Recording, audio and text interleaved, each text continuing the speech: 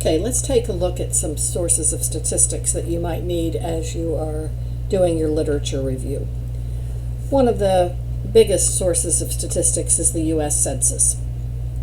And we're not going to go deeply into it, though I encourage you to do that at your leisure, if that's how you want to spend your leisure time.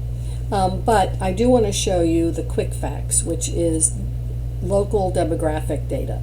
It's a very valuable tool. So I can put in, for instance, Long Beach City, California. And now I get statistics, demographics, not just on the United States, but on the city of Long Beach, including population, age and sex, race and ethnicity, housing, income, poverty, all kinds of data.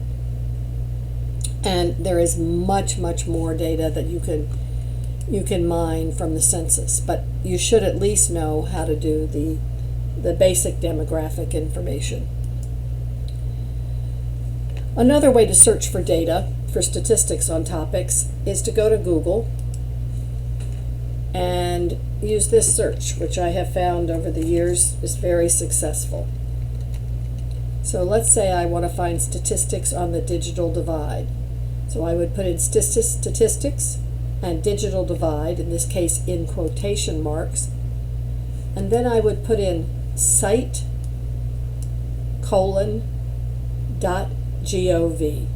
And this will tell me I will only want you to look for government websites that have statistics on the digital divide. And we find that the Department of Education has done some, that the White House under Obama did some, the Clinton White House, the FCC. Now some of this obviously is not going to be very timely.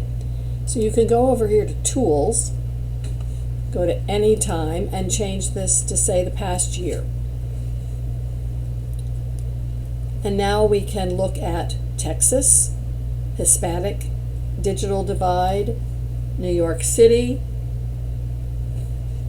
2020, many options for some statistics. We could also change .gov to .edu.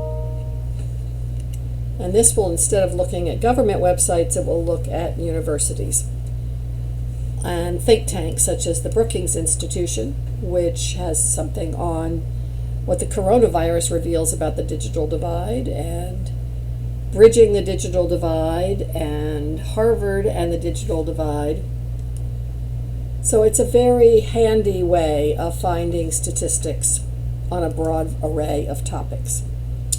And in a minute, I'm going to talk briefly about APA resources and how you can get help with your research.